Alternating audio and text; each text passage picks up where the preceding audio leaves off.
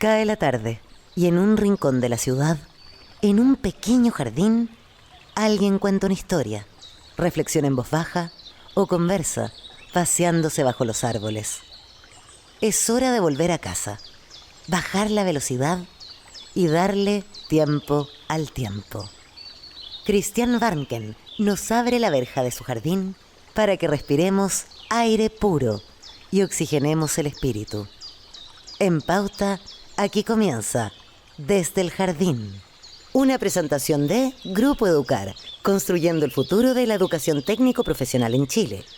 Lo esencial de toda exploración será volver al propio jardín y ver las cosas por primera vez, decía el poeta T.S. Eliot. Muy buenas tardes, queridas y queridos radiovidentes que me están escuchando y que al escucharme me ven pasear por mi jardín en esta tarde veraniega de altas temperaturas, aunque tuvimos un día de lluvia que no sé si recibirlo con algarabía o con preocupación. Una lluvia inesperada, evidentemente que uno piensa que eso podría ser parte de los cambios que tienen que ver con la crisis climática que estamos viviendo en nuestro planeta hace ya bastante tiempo. Hay varios episodios y varios hechos que de alguna manera nos hacen volver a preocuparnos y recordar que estamos adentro de una crisis climática. Cuando uno trabaja en su jardín y observa su jardín, se da cuenta que han pasado cosas. Por ejemplo, que se me secó un copihue que tenía yo en este hermoso jardín. Se secó, se murió, ¿no? En fin, que desaparecen ciertos pájaros y vuelven otros. Las nevadas en Estados Unidos, inusuales en los días anteriores, unas nevadas intensísimas. Bueno, cada cierto tiempo se levantan las voces, se hacen cumbres a nivel mundial, se organizan cumbres climáticas y pareciera que todos estuviéramos preocupados del cambio climático. Después como que hay un silencio, vuelve como la aparente tranquilidad, pero no es que la crisis climática haya terminado. Lo que es peor, puede ser que se esté agravando. ¿Qué pasará con nuestros jardines? ¿Qué pasará con nuestros queridos árboles? Con los pájaros, con las especies más pequeñas, con los insectos, con nosotros mismos, los seres humanos. ¿Qué pasará? Es una pregunta inquietante que tal vez sea más cómodo no hacérsela, porque obviamente que nos puede llevar a la angustia y a la desesperanza.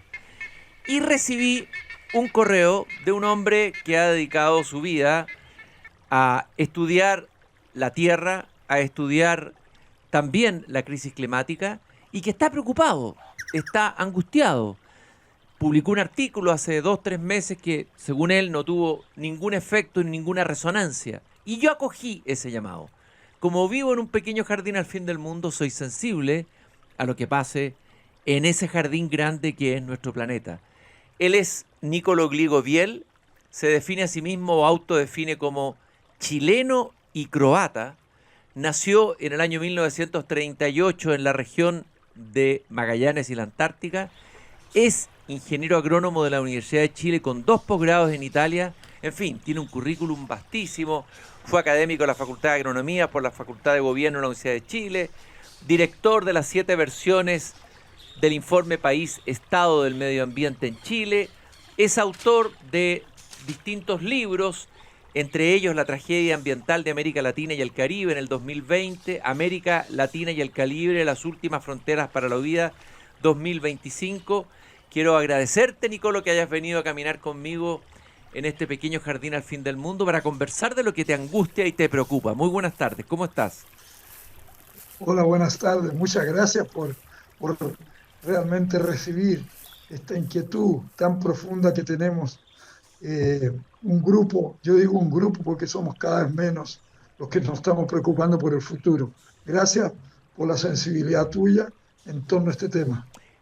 Niccolò, te quiero preguntar, cada vez somos menos. Uno debiera pensar que cada vez debieran ser más los que se preocuparan de la crisis ambiental y climática. Pareciera que los jóvenes están preocupados, hay movimientos en el mundo, en fin. ¿Por qué cada vez menos? ¿En qué ves esto tú? Eso hay que verlo con los resultados. Es decir, yo digo cada vez menos somos los que tenemos peso o los que pueden hacer algo, porque los resultados son muy negativos. El mundo va al desastre, realmente va al desastre. Ya superamos el aumento de 1,5 grados sobre la época preindustrial. La superamos el año 2024. Por lo tanto, cada vez somos menos los que podemos influir con fuerza para que la situación cambie. Oye, Nicolás, ok, cada vez somos menos, dices tú, los que pueden influir en que los procesos cambien. Vamos a ir analizando de qué se trata, cuál es la situación en la que estamos desde el punto de vista medioambiental. Bueno, vamos a decir que hay negacionistas de la crisis ambiental. No vamos a considerar esas opciones porque prácticamente todas las opiniones que vienen desde el mundo de la ciencia claramente dicen que estamos en una crisis climática profunda, en un cambio climático profundo, y que el mundo se está desestabilizando ambientalmente. Me gustaría ir un poco describiendo ese escenario. ¿Cómo se ha ido dando esta desestabilización ambiental en los últimos años? ¿En qué etapa estamos de esa desestabilización ambiental, Nicolás? A ver, acá hay dos enfoques que habría que hacer. Uno es a nivel mundial, ¿cierto? Y otro a nivel latinoamericano en nuestros países, porque la situación es bastante diferente. Es decir, el problema mundial nos afecta, pero los problemas ambientales nuestros son diferentes o tienen un peso diferente al peso que hay en el mundo frente al cambio climático. Yo creo que el problema se centra fundamentalmente en la modalidad de desarrollo que hemos adaptado en el mundo, que es un capitalismo globalizado, donde obviamente no tiene casi alternativas, o hay muy pocas alternativas, y que presiona para seguir creciendo. El gran problema es que todos los enfoques se canalizan hacia el crecimiento económico. Y eso significa indiscutiblemente más uso de combustibles fósiles y menos entrada de, yo diría, tecnología, ciencia y tecnología para realmente hacer un mejor manejo del medio ambiente. Es decir, el mundo está inserto en este modelo de crecimiento y mientras el mundo siga creciendo al 2-3% al año, va a seguir creciendo la cantidad de contaminantes a la atmósfera. Por lo tanto, la situación se hace dramática. Yo creo que estamos llegando a límites realmente graves y lo que se llama el punto de no retorno, los puntos de no retorno. Hay algunos estudios hechos por los suecos que hablan, Johan Rostrom es uno de los que realmente ha impulsado este análisis de los 9 factores fundamentales de cambio. Y de esos 9 factores ya hemos superado 6 factores. Te hablo de los 9 factores: cambio climático, contaminación química, reducción del ozono atmosférico, aerosoles atmosféricos, acidificación de los océanos, nitrógeno y fósforo, agua dulce, cambio de uso del suelo, que es muy importante en América Latina, y diversidad biológica. De esos ya 6 pasamos al punto crítico. Y si se adicionan 2 o 3 más, vamos a llegar a un punto de no retorno de la situación. Y no retorno sencillamente la eliminación de las especies vegetales y animales, y dentro de los animales la eliminación del ser humano. Tú dices que esto tiene que ver con el tipo de crecimiento, el tipo de modelo económico en el que estamos insertos, pero hasta el momento no ha surgido una alternativa que haga posible y sostenible, aparentemente no se ha planteado, no aparece un modelo de crecimiento distinto que el modelo capitalista. Y los alternativos tampoco, digamos, que han mejorado. El sistema comunista no es que haya hecho una mejor administración del tema de los recursos ambientales, sino que China es uno de los países que más contaminan. Bueno, sabíamos lo de la Unión Soviética. Entonces, por otro lado, los países y los pueblos presionan porque haya más crecimiento. O sea, aquí mismo en Chile, uno de los temas de la campaña electoral y por la que votaron los chilenos es que quieren más crecimiento, quieren más inversión y quieren más empleo. Entonces, ¿cuál es la alternativa? ¿Cómo se puede levantar una alternativa viable que además sea aceptada por la gente? Por la mayoría tendría que haber una dictadura que impusiera un modelo distinto. ¿Cómo lo ves tú eso, en términos de realismo? A ver, obviamente que todos planteamos la necesidad de una alternativa, pero quiero ser muy franco. Yo creo que no hay. En este momento no hay. ¿Por qué no hay alternativa? Porque el mundo está inmerso en una lucha entre grandes potencias, de los cuales nosotros, bueno, somos el patio trasero de una, y nosotros somos los proveedores de materias primas. ¿Ah? Y para proveer esas materias primas, obviamente que sobreutilizamos nuestros recursos. No hay alternativa. Estoy totalmente de acuerdo contigo. Ningún sistema de socialismo Real. real, ni ningún sistema ha sido solución. Nosotros hemos discutido, tenemos un grupo que se llama Pensadores Fundacionales del Desarrollo Sustentable de América Latina, somos 17. He tenido el honor, fíjate, de coordinar este grupo. Sacamos 2 libros, tú te referiste a uno, La tragedia ambiental de América Latina y el Caribe, que no es mío propio, sino que yo soy el coordinador, no somos 21 personas, y otro que sacamos recientemente que se llama América Latina y el Caribe, una de las últimas fronteras para la vida. Y hemos discutido mucho cuáles son las alternativas que se han puesto sobre la mesa en la discusión mundial. Una de las alternativas fundamentales es el no crecimiento. El famoso decrecimiento, sobre el que ha habido harta burla El famoso decrecimiento. sí. Pero yo creo que eso es absolutamente utópico, irrealizable. El mundo capitalista no va a decir paremos el crecimiento, no lo va a hacer porque claro. es su razón de ser. Y no solo el mundo capitalista, o sea, imagínate en China. El crecimiento desaparece. Claro, y no solo el capitalismo, también China. Sería imposible decir, China va a decir un día, sabe que vamos a dejar de crecer. China, claro, su empeño es crecer, y China es de los países que crecen más en el mundo, ¿no? Claro, es uno de los países que más crece también. Es decir, eso es absolutamente... En el sector académico se ha discutido muchísimo el decrecimiento o el no crecimiento. Yo creo que es irrealizable. Por lo tanto, me da la impresión que hay una búsqueda del buen vivir, pero eso es más reducido a comunidades más pequeñas, no a países, porque los países van a seguir moviéndose, ¿ah? por los elementos básicos que hacen al sistema. Y eso significa, a la larga, mayor contaminación y mayor, yo diría, y mayor deterioro y mayor crisis climática.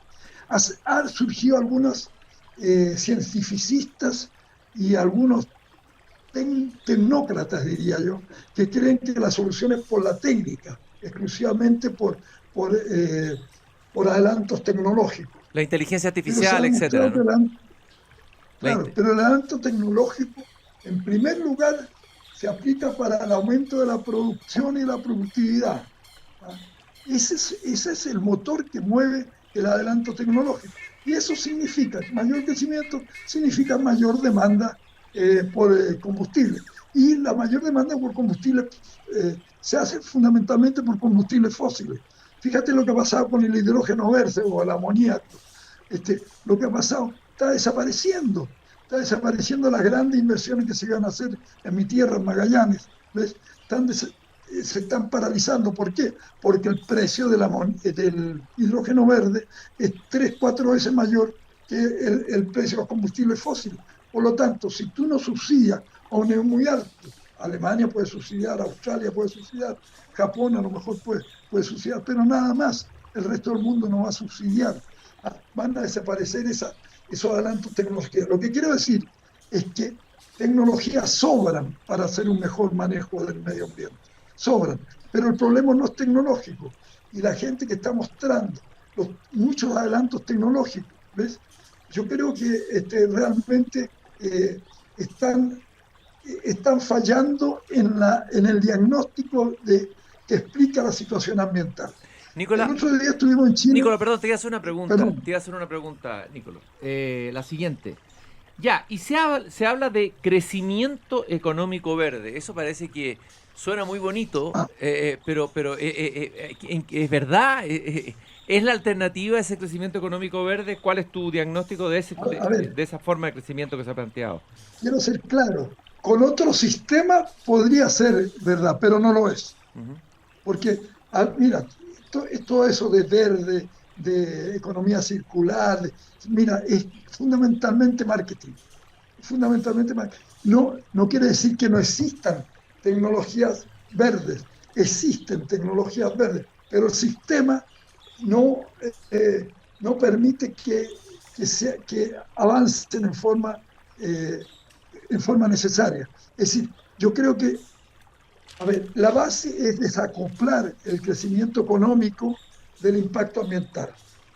Y Desacoplarlo. si no hay ese desacoplamiento, sencillamente no tenemos posibilidades de eliminar o disminuir el CO2 en la atmósfera o mantenerlo prácticamente a 1,5 grados o a 2 grados. Eh, ¿Ah? Ese desacoplamiento absoluto no se da porque la ciencia y la tecnología privilegia fundamentalmente el crecimiento económico. ya. Y aparecen y aparecen todas estas tecnologías que se emociona a la gente con tecnologías de punta. Esas tecnologías son absolutamente marginales. Analiza el caso más impactante que el auto eléctrico. ¿Cuántos autos eléctricos hay en Chile? ¿Alcanzan al 2%, al 1%? No sé. No creo que alcancen a esa cifra. Son muy bajos. Y así, si tú vas viendo la tecnología, se habla de la economía circular, un término tramposo, encuentro yo, porque la economía no puede ser circular. Siempre hay una cuestión física que condiciona a la pérdida de el entropismo. ¿Entiendes? Pero ahí estamos llenos de términos un poco este, tramposos, pero la economía circular es reciclaje y el reciclaje en el mundo es un 8%. Ujú. ¿Te das cuenta? Entonces, todas esas son soluciones que obviamente en otro contexto serían extraordinarias, pero en el contexto actual no. Dícolo, bueno, tu diagnóstico es bastante desesperanzador y al mismo tiempo revela que en realidad nos estamos haciendo un poco los lesos, nos estamos autoengañando, según lo que tú planteas, usando todos estos términos, economía verde, economía circular, reciclaje, estamos involucrando incluso a los niños en esta esperanza de que tal vez los seres humanos podríamos producir cambio en el planeta, pero todo indica, según lo que tú planteas, que si no hay un cambio de sistema muy radical, no va a poder, nada de eso va a servir.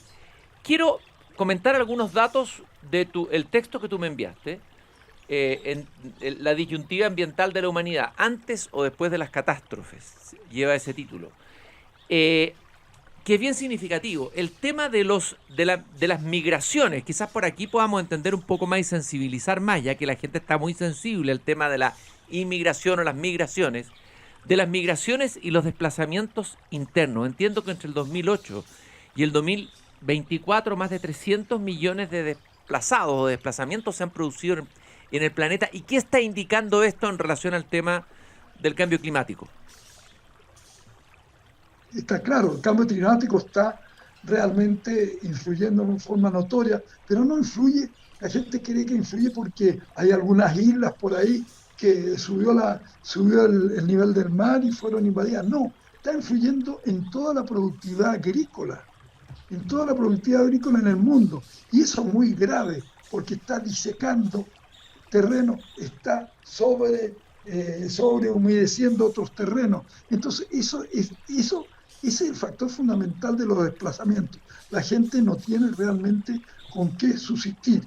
Y todo ese sector campesino que ocupa grandes territorios del mundo, de América Latina, está siendo desplazada cada vez más. Y ese es el principal desplazamiento. Y hay un desplazamiento interno que no es muy poco evaluado en términos numéricos, pero que es muy grande en algunos países del mundo.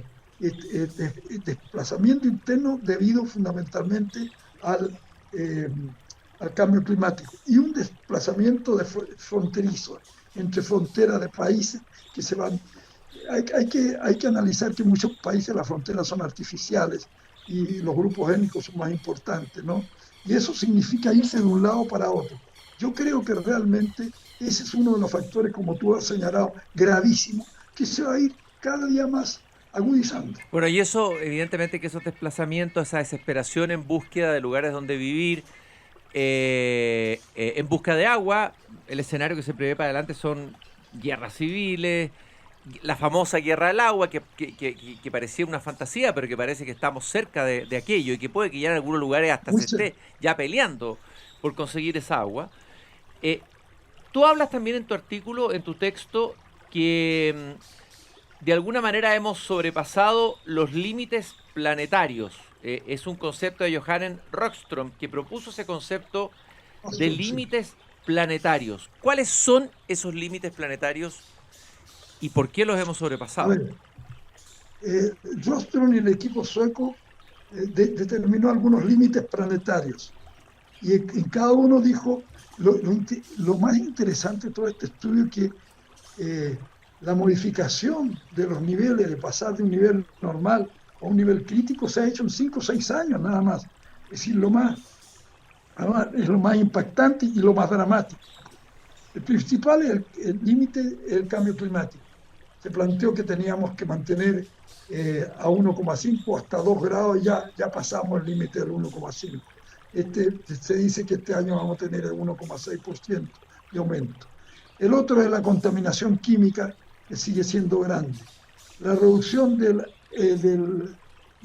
ozono estratosférico, esta disminución del ozono estratosférico ha disminuido con toda la política que hubo frente a los aerosoles. Hay una política positiva, ¿no? Todos los aerosoles que complementan la contaminación atmosférica sería el cuarto nivel. El otro problema es que captamos muy poco porque somos básicamente urbanos y terrestres, es la edificación de los océanos, que se ha producido en forma brutal, y la contaminación de los océanos. Eso es muy grande. El sexto factor es el aumento del nitrógeno y del fósforo. El nitrógeno y el fósforo han ido aumentando, han ido cambiando ecosistemas, sobre todo ecosistemas marinos, ¿no? El otro factor, el séptimo, es la alteración del agua dulce.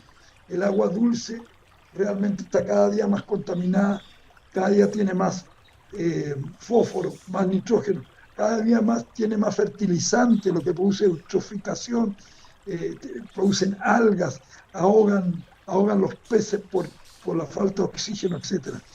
Y el octavo, que a mi juicio es dramático y muy grande en América Latina, el cambio de uso del suelo, sobre todo por lo que está pasando con la Amazonía. La Amazonía pertenece a 8 países, de 8 países y una colonia, ¿no? Y en todos los países se produce un proceso de disminución del bosque tropical. Cuando la Amazonía supera el 25% de la deforestación, se dice, y se convierte en sabana, se dice que va a ser un cambio realmente irreversible en términos de lo que significa la Amazonía con los ríos de agua. No hay que olvidar que la Amazonía, la pluviometría de la Amazonía influye en el Himalaya y así sucesivamente. Nicolò. Y el último, la diversidad biológica. No, bueno, la diversidad biológica se va extinguiendo, cada día se pierden más especies en el mundo y específicamente en nuestro país. Nicolò, esos son los... Tú planteas un escenario catastrófico.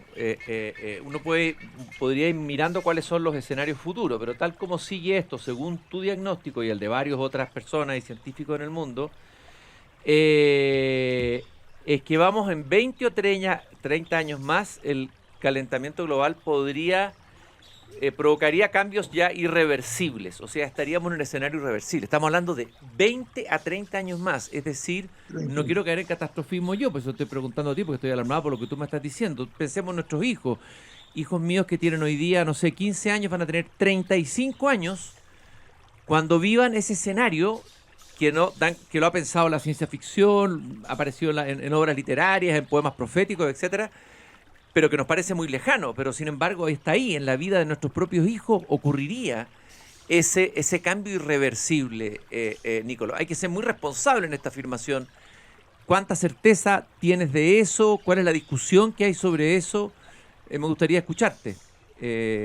Bueno, la discusión está clara. Yo he planteado esta cuestión catastrofista no porque, bueno, yo he estudiado los principales datos y los que salen de las distintas reuniones mundiales, que entre paréntesis, las reuniones son diagnósticas, nada más, pero la solución no existe. Ver lo que pasó con la COP29, la COP30, y no pasa absolutamente nada a nivel mundial. No hay interés. Se necesitan un billón de dólares anuales y dan 300.000 a partir del año 35. Es un desastre. Es un desastre. Es decir, a mí no me cabe la menor duda que la catástrofe se viene. Se viene y se está realmente viendo. Y junto con a ver, yo hago un análisis mucho más, yo soy muy, no sé, más integrado. Esto no es un problema físico, es un problema, es un problema global. El mundo funciona también por sentimientos, el mundo funciona por sensibilidad, y eso también se va desestabilizando. Los disturbios ecológicos, poco se ha escrito sobre eso, pero habría que escribir mucho más sobre cómo influyen los disturbios ambientales integradamente con la parte psicológica, ¿entiendes tú? Y yo creo que eso se va desarmando y la locura se va apoderando de todos nosotros. Es cuestión de ver lo que está pasando en el mundo, es cuestión de ver la política de Trump, el negacionismo a todo lo que está pasando, es cuestión de ver las amenazas nucleares. Yo creo que eso, a mi juicio, producto de esta locura, esta pasía que estamos involucrados, y que nos trastorna y nos modifica subterfugiamente por debajo y no nos damos cuenta. Nicolo, ok, te hemos escuchado. Son cosas que uno no quisiera escuchar, evidentemente, y no quisiera compartir. Hay que ser muy responsable. Claro, no producir un estado de pánico. Llama la atención, si tu diagnóstico es el correcto, que las autoridades mundiales, los presidentes, los gobiernos, Naciones Unidas, etcétera, no hayan declarado un estado de alerta mundial y no estemos ya en un estado de alerta si estamos hablando de 20 o 30 años. Te quiero preguntar, entonces, ¿dónde queda la esperanza? Porque a partir de lo que tú dices, lo único que uno podría decir es lo que contestó Martin Heidegger cuando, en medio de la Guerra Fría y cuando las potencias parecía que podían usar la bomba atómica y podía venir una catástrofe nuclear, le pregunta al periodista, bueno, maestro, ¿qué podemos hacer? Y él dice, solo un Dios podrá salvarnos, dice Heidegger. A ver, ¿qué es lo que nos puede salvar? ¿Cuál es tu señal de esperanza? Tú ya llevas una vida hecha y esto tienes que transmitirlo a las nuevas generaciones. Imagino tienes hijos, tienes nietos. Porque uno transmite esto es transmitir desesperanza absoluta, ¿no? Es como decir, ¿saben qué? No, esto no tiene solución, sálvese quien pueda, ¿no? Si es que los gobiernos no hacen nada, ¿qué hacemos? ¿Qué hacer? ¿Cuál es la rendija para la esperanza que queda en este escenario descrito por ti, Nicolo? Hay algunas, yo te diría, hay muy pocas, ¿eh? Muy pocas y muy poca esperanza. A mi juicio hay pocas esperanzas. Pero hay algunas rendijas que nacen de evaluaciones. Yo creo que tienen que venir desde abajo para arriba, de que volvamos realmente a la defensa de nuestros países, de nuestra comunidad. Bueno, yo dije nuestro país es un desastre desde el punto de vista ambiental. Este país es un desastre y no ha habido ningún gobierno de ningún signo que ha hecho algo importante en términos ambientales. Y lo quiero decir con categoría, ¿no? ¿Por qué? Porque el tema es marginal, porque el tema, y bueno, es cuestión de ver la última experiencia de la última ministra que tuvimos, que tenemos todavía, ¿ah? Que sigue los cánones del cambio climático mundial y el problema fundamental de nuestros recursos naturales. Cuando nos demos cuenta de que cuidando bien nuestros recursos naturales, cuidando bien nuestros bosques, nuestro suelo, se están incendiando nuestros bosques, nuestro suelo, nuestra agua, estamos dando un tremendo paso hacia una forma de vida diferente. Eso no soluciona el problema mundial, no me cabe la menor duda, pero da una oportunidad de alguna forma de reorganización social, ¿ah? Que lleve a un convivir mejor. No hay solución con pobreza. La pobreza es una cuestión de corto plazo, pero tampoco se combate la pobreza sobreexplotando los recursos naturales, porque se crea un círculo vicioso. Entonces, ¿por dónde va la cuestión? La cuestión va hacia una paulatina redistribución del ingreso que signifique menos pobreza, que signifique mayores posibilidades de convivencia, que significa comunidades más armónicas. Y de esa forma ir construyendo a nivel nacional, a nivel mundial, un enfoque nuevo de buen vivir. Yo te diría que cuando me escucho me llega la risa, bueno, realmente a mí mismo, porque estoy diciendo una cuestión que realmente no es que no crea, pero que creo que es muy difícil que se produzca. Nicolás, yo te quiero agradecer esta caminata que hemos hecho aquí en este pequeño jardín al fin del mundo. Obviamente que no nos podemos quedar tranquilos después de escucharte, pero recibí tu texto y dije, ¿cómo no le vamos a dar tribuna? Probablemente muchos van a discrepar de ti, hay otros que van a plantear escenarios mejores que el tuyo, pero es importante escuchar todas las voces y evidentemente que de todas maneras aquí necesitamos un cambio de conciencia, un salto de conciencia en la humanidad muy grande. Es decir, esto no se va a producir sin un cambio de conciencia, sin una evolución espiritual. Tú hablaste de los sentimientos, yo hablaría del espíritu, de la conciencia humana que se ha pegado saltos en algunos momentos en la historia humana. Nos hemos pegado esos saltos, ¿no? Para producir nuevas formas de desarrollo mejores para la humanidad. Quiero agradecerte y decir que hay algunas señales, por ejemplo, de optimismo. Por ejemplo, algo curioso, y lo vamos a ver en los 15 minutos siguientes, después de que regresemos de la pausa que viene, vamos a entrevistar a un glaciólogo sobre un extraño fenómeno de un glaciar que concentra la atención mundial en este momento, porque al revés de todos los glaciares, ha ganado más de 10 kilómetros de hielo en los últimos 70 años. ¿Un milagro? ¿Un milagro aislado? ¿De qué se trata esto? Lo vamos a conversar. No es un milagro, no es un milagro, lo es un acto físico.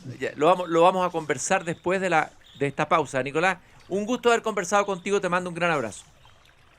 Muchas gracias, un gran abrazo y, algo más que yo quiero agregar es que escribe porque la gente te escucha. Yo creo que es muy necesario que tú plantees tu punto de vista. Me comprometo a escribir. Tu carta me impactó, por eso te invité y me golpeó, quiero decirlo. Estoy golpeado después de haber leído tu carta, sabiendo todo y habiendo leído todo lo que hemos leído. Vamos a una pausa y ya regresamos aquí en Desde el Jardín. Gracias, un abrazo. Ya estamos de regreso con Cristian Barken directamente desde el jardín en Radio Pauta 100.5. Seguimos caminando esta tarde en este pequeño jardín al fin del mundo, en este martes 27 de enero. Venimos de una conversación que nos dejó, hay que decirlo, un poquito desesperanzado. Es terrible decir que uno está desesperanzado. La esperanza es lo último que se pierde. La esperanza es lo que sostiene al ser humano. Sin esperanza el ser humano no se levanta todos los días. Sin embargo, el mundo es misterioso y la naturaleza misma es misteriosa. El ser humano mismo es misterioso. No podemos dar por cerrado todo y tampoco debemos abandonar toda lucha que signifique recuperar la conciencia humana, hacer evolucionar nuestra conciencia y cuidar desde luego este planeta, este jardín extraordinario que nos ha sido dado en concesión, podríamos decir, por Dios o por el misterio, para que lo cuidemos, ¿no es así? Vamos a conversar, y lo anuncié antes de ir a la pausa aquí en Desde el Jardín, de un extraño fenómeno para los que no somos expertos en el tema, e interesante fenómeno de un glaciar, el glaciar Pío XI, que está concentrando la atención científica. Esto salió en las noticias, estoy leyendo aquí una noticia de La Tercera, que ganó más de 10 kilómetros de hielo en los últimos 70 años. Y científicos de Chile, Estados Unidos y Japón están buscando respuestas de este comportamiento contraintuitivo. Uno diría, todos los glaciares están retrocediendo y este glaciar está avanzando, ¿no? Porque el cambio climático produce el retroceso acelerado de los glaciares y sin embargo este glaciar Pío XI es una excepción que obviamente está despertando mucho interés científico. Hay que decir que este glaciar está ubicado en la región de Magallanes y parte del campo de hielo patagónico sur. Y este fenómeno está desafiando las tendencias dominantes observadas a nivel planetario. Y para conversar sobre este extraño e interesante fenómeno, ha aceptado la invitación a caminar en esta última parte del programa. Ya él ha estado otras veces en el jardín en unas conversaciones más largas. Gino Casasa, quien es ingeniero civil hidráulico de la Universidad de Chile, es magíster en ciencias, glaciología en la Universidad de Hokkaido, no sé si lo dije bien, Hokkaido, creo que lo leí pésimo, Japón, doctorado en la Universidad Estatal de Ohio en Estados Unidos, y es director del Instituto Antártico Chileno, que depende del Ministerio de Relaciones Exteriores, y profesor de la Universidad de Magallanes. Es, por lo tanto, un patagónico de tomo y lomo. Y está aquí conmigo, caminando esta tarde en el jardín. Un gusto lleno de volver a conversar contigo sobre glaciares y otras hierbas. Muchas gracias, Cristian. Un placer visitar nuevamente y refrescarme, llenarme ahí en el jardín. Lo primero que te quiero preguntar es, bueno, evidentemente que tú conoces esta noticia que yo estoy comentando, y quiero que como glaciólogo me des tu opinión, las preguntas que surgen, cuáles son las preguntas interesantes desde el punto de vista científico que está conversando la comunidad científica, particularmente los glaciólogos de Chile y el mundo, sobre este glaciar que ha ganado más de 10 kilómetros de hielo en los últimos años, en los últimos 70 años, al contrario de toda la tendencia mundial que muestra todo lo contrario. Bueno, sí, es una excepción, ¿cierto?, a esta regla, como tú bien decías, en un mundo cada vez más cálido, un mundo que ya llevamos prácticamente 1,5 grados de calentamiento desde la Revolución Industrial, y en que la mayor parte de la nieve y el hielo que cubren la zona de montaña y las zonas polares de nuestro planeta, una buena parte están al punto de fusión, vale decir, están cerca del punto de derretimiento, y que efectivamente un pequeño cambio, un pequeño aumento de temperatura significaría un derretimiento y por lo tanto en los glaciares normalmente un retroceso.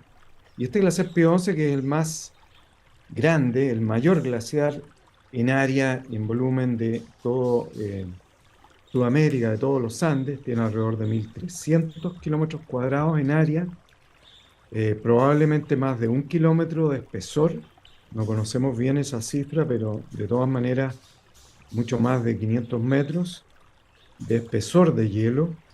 La verdad que en el año 1945, que son las primeras fotos aéreas, empezó a avanzar, y había avanzado anteriormente también, pero desde la década del 50 que ha avanzado prácticamente de forma continua, con pequeños periodos de tensión o retroceso, pero ha avanzado 10 kilómetros de longitud el frente. Y hay una historia muy especial de un colono, que es Samsing, un colono noruego que vivía justamente en Punta Arenas. Se trasladó al frente al final del fiordo Eire en esa época, y que queda más o menos frente a Puerto Edén, y ahí fue con su familia, con su hijo, la señora, animales, y ya en el año 1924 vio que empezaba a avanzar el glaciar, y en 1926 aproximadamente tuvo que salir arrancando, antes que se le cerrara el fiordo, perdió sus animales. Afortunadamente logró rescatar a su familia, subió arriba al bote y volvió a Punta Arenas. Y ese es el primer indicio de este glaciar que tuvo un avance muy sorprendente, galopante, podríamos decir, que es un término también científico. Y desde esa fecha que ha avanzado con pequeños periodos de retroceso, pero que ahora ha cubierto toda una buena parte del fiordo. Tiene 2 frentes glaciares, tiene un gran lago, que es el lago Greve, que se ha vaciado también por estos fenómenos glaciológicos, y que representa un gran desafío de explicar el por qué este glaciar está ya avanzado. Yo te quería hacer ahí una pregunta, justamente. Entiendo, Gino, que hay 2 grandes hipótesis. Una relacionada con la dinámica interna, por decirlo así, del glaciar. Y otra, que esto estaría vinculado a factores climatológicos. Pero uno dice, ¿cómo factores climatológicos? Si se supone que estamos aumentados, como tú decías, la temperatura, ¿no debiera ser esa la hipótesis que primara? ¿O es que esto ocurrió antes y es como si el glaciar guardara una memoria se demoraran en internalizar eso. ¿Cuál de las dos hipótesis parece más probable y en qué están pensando los científicos para explicar este fenómeno, este curioso fenómeno? Bueno, primero que nada, a pesar de su gran tamaño, obviamente que no podemos compararlo con el tamaño de los glaciares, los dos hielos continentales que cubren el planeta, que son Groenlandia, que cierto está muy de moda hoy Sí, en está día bien de por moda otros Groenlandia y motivos. muy apetecido está Groenlandia hoy Está muy día. apetecido, exacto. Y Antártica, que digamos también tiene un interés geopolítico muy alto, donde Chile es uno de los 12 países signatarios originales. Entonces, estos glaciares polares, digamos, efectivamente tienen tiempo de respuesta que obedecen a miles de años. Ya pueden obedecer a miles de años en varias de sus características, otras responden mucho más rápido. Pero glaciares, entre comillas, temperados, ¿qué significa temperado? Que están al punto de fusión, lo que yo decía antes, responden muy rápidamente frente al clima, tiempo de respuesta de pocos años a pocas décadas, pero también, y en base a lo que tú justamente decías, responden a dinámicas internas que se exacerban, sobre todo en estos glaciares que en este caso terminan en un fiordo, que es el fiordo Eire, o podrían terminar en un lago. Y el glaciar Pío XI tiene un frente norte que termina en el lago Greve y un frente sur que termina en el fiordo Eire. Entonces, combina ambas cosas y está afectado por lo que sucede tanto en el fiordo como en el lago y en una dinámica interna que ha sido recientemente bastante bien estudiada de la cantidad de sedimentos que lleva este bulldozer natural que es un glaciar y que lo arrastra todo a su paso, digamos, y que está forzado por la gravedad, igual que las leyes de Newton, ¿cierto? Un glaciar se mueve, la mejor definición de un glaciar es un río congelado y que se desplaza por la gravedad, hacia abajo, obviamente. Entonces, aquí va acumulando sedimentos en el frente, en este fiordo muy somero, y una vez que acumula sedimentos, el año 2010, en vez de flotar el frente y terminar en el fiordo, terminaba en tierra, porque generó realmente un delta en el frente del glaciar, que es básicamente una playa de arena y otros sedimentos. Entonces, esto obviamente que también condiciona y frena el avance del glaciar, y más que el avance también la velocidad, y transmite un crecimiento en la zona frontal del glaciar. Y eso se puede explicar por esta dinámica interna. Pero lo que no se puede explicar es por qué el glaciar no solo ha avanzado 10 kilómetros, sino que ha ganado masa de hielo en eh, prácticamente toda su extensión, incluyendo la zona alta.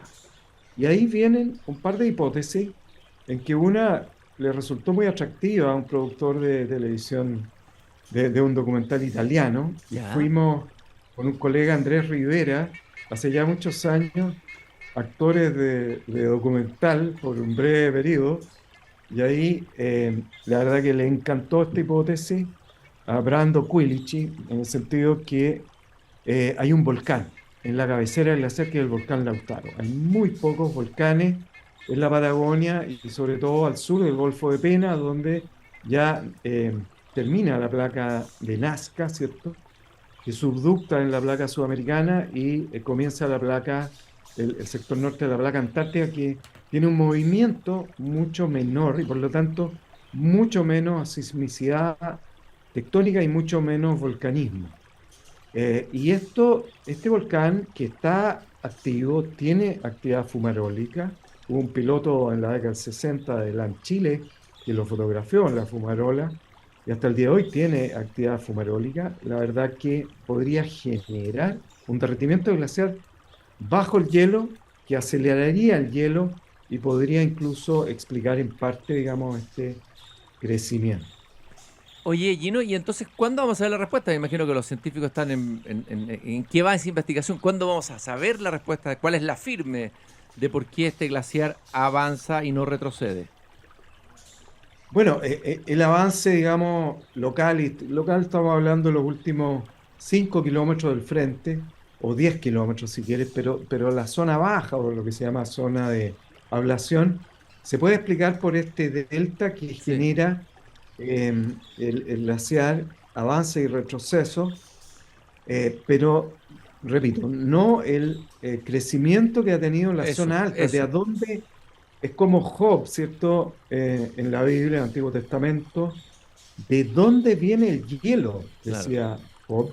claro. Y es la misma pregunta ahora, milenios después, ¿de dónde viene el hielo? Y ahí viene una tercera hipótesis, que es que está migrando la divisoria de hielo en la zona alta del glaciar, y en términos coloquiales podríamos decir que Chile le está robando hielo a Argentina, porque es un glaciar justamente que comienza en un sector limítrofe. Y hay todavía no está zanjado, digamos, la demarcación del límite, pero la verdad que esto tampoco se puede descartar, y estas migraciones de hielo en las zonas de las divisorias, que normalmente uno puede entender muy bien una divisoria de agua, ¿cierto? Donde comienza un río y parten las aguas hacia el Atlántico, hacia el Pacífico. Bueno, lo mismo puede ocurrir en el hielo.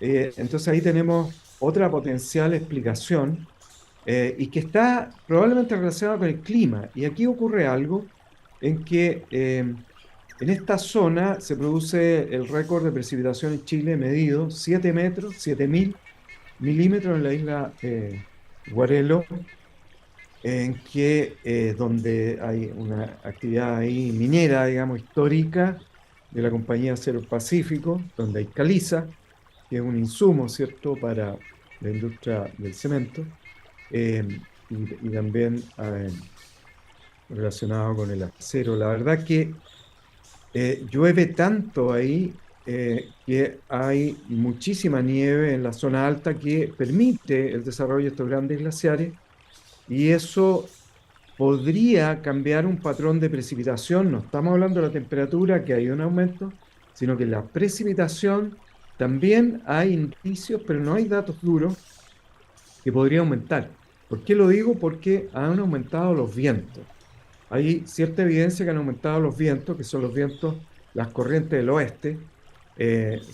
Cualquier persona que ha venido a la Patagonia es testigo, ¿cierto? Y ha sido favorecido o desfavorecido por los vientos, que son muy fuertes en la Patagonia y que traen consigo precipitaciones. Entonces, si aumentan los vientos, esta máquina del viento produce mayores precipitaciones. Entonces, podría existir mayor precipitación, que a su vez se traduce en un mayor aumento de masa de nieve, que finalmente se transforma en hielo y aumenta, digamos, Y, el tamaño del glaciar, que se traduce en un avance en el frente. Entonces, lleno, estas son algunas lleno y ese aumento de las hipótesis. precipitaciones es una buena noticia, como una señal de esperanza, ¿o no? Una Bueno, rendija hablábamos de hablaba esperanza. recientemente, cierto, hablaba de la esperanza. Yo soy un gran esperanzado, ¿cierto? En este planeta, en este universo creado en forma divina. Y la verdad que efectivamente uno de los efectos del cambio climático, y que estamos aumentando la temperatura del planeta, lamentablemente, no es un efecto bueno en general, el balance no es bueno, pero tiene algunos aspectos positivos, y algunos de los aspectos positivos es justamente un aumento de precipitación en algunos sectores. Pero la regla básica es donde hay ya alta precipitación, es posible que aumente la precipitación. Entonces, si estamos con el agua hasta el cuello en algunos lugares, y pensemos en sectores que se han inundado recientemente, no sé, el monzón asiático, por ejemplo, o el altiplano, este invierno que llamamos boliviano ahí, o altiplánico, vamos a ver cada vez tormentas y huracanes más intensos, por ejemplo, y tifones más intensos. Malas noticias, pero en la Patagonia, donde ya llueve mucho, sobre todo el sector occidental, podemos ver incluso este aumento de precipitaciones. No es malo, porque vive muy poca gente, el efecto no es menor, pero nos ayuda a mantener algunos glaciares donde no solo el glaciar Pío XI ha aumentado, sino otros glaciares mucho más pequeños también han visto un aumento, incluso en la cordillera de Darwin, en el canal de Beagle. Y ahora, la mala noticia puede ser que, bueno, eso es reserva de agua también, ¿no? Más agua. En un mundo donde vamos a tener las llamadas o famosas o hipotéticas guerras de agua, ¿no? La búsqueda del agua. ¿Va a ser un lugar apetecido del planeta o no? Efectivamente, aquí, digamos, hay un gran conflicto en muchos sectores del mundo, pero sobre todo en sectores que son áridos o semiáridos. Y aquí tenemos entonces la Pampa hacia el este, ¿cierto? El sector oriental de la Patagonia, que lo compartimos con Argentina, y hay grandes recursos hídricos, algunos de los cuales se están explotando en forma de energía hidroeléctrica, y hay grandes planes en algunos sectores como el río Santa Cruz. Entonces dependen esencialmente de los recursos hídricos, sobre todo sólidos en forma de hielo. Pero en el lado occidental tenemos un exceso, uno de los pocos lugares en Chile donde hay un exceso de agua, el sur de Chile y la zona sur, la zona occidental del extremo austral, regiones de Aysén y Magallanes. Entonces no tenemos conflictos de agua ahí, pero sí en el lado oriental, donde en parte, digamos, disminuyen muchísimo las precipitaciones en gran contraste. Así que ese es un gran tema que va a estar siempre presente, pero hay otro tema que hay un aumento lamentablemente con el derretimiento de los hielos, que son los peligros glaciológicos. Entonces los cuerpos de hielo se derriten, estos glaciares, y se generan grandes lagos. Y estos grandes lagos en algún determinado momento pueden evacuar en forma muy súbita grandes volúmenes de agua. Estamos hablando de millones de metros cúbicos en espacio de pocas horas o pocos días. Y esto lo hemos visto en zonas muy, muy remotas. Y también en el norte de Chile hay un caso emblemático ahí en el río Copiapó. Y esto hay que mirarlo muy en detalle y prevenir y tener sistemas de alerta temprana que nos permitan evacuar gente. Y ahí tenemos la Dirección General de Aguas, por ejemplo, que ha hecho un trabajo muy, muy bueno con la ex ONEMI, que ahora es Senapred, y con los gobiernos regionales, tanto de Aysén y Magallanes, en poder prevenir este tipo de situaciones, medirlas, prevenirlas y evitarlas en la medida de lo posible, siendo que son grandes desastres naturales. Gino, yo te quiero agradecer esta caminata por estos glaciares, esta caminata por el glaciar Pío XI, esta especie de milagro, un glaciar que le ha ganado más de 10 kilómetros de hielo en los últimos 70 años. Muchas gracias por esta conversación, siempre muy interesante conversar contigo. Gino Casasa, glaciólogo, director del Instituto Antártico Chileno y profesor de la Universidad de Magallanes. Fue como siempre un gusto conversar contigo. Muchas gracias, Cristian. Felicito por tu programa y sobre todo que ahora que me abandonó mi señora y me dejó ahí con el jardín que tenemos en casa que tengo que regar. Te acordaste de mí, ahí te acordaste de mí. Ahí te acordaste de mí, de este jardinero del fin del mundo.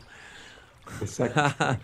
Un gran abrazo, querido Gino. Y nosotros, queridos radiovidentes, nos volvemos a encontrar mañana nuevamente aquí cuando a las 7:30, ustedes lo saben, de lunes a viernes, vuelva a abrir la verja de madera de este pequeño jardín al fin del mundo. Muchas gracias por habernos acompañado. Es hora de cerrar la verja de madera del jardín. Pero Cristian Warnken la volverá a abrir de lunes a jueves a las 19:30 horas en Radio Pauta, cuando comience de nuevo Desde el Jardín. Una presentación de Grupo Educar, construyendo el futuro de la educación técnico-profesional en Chile.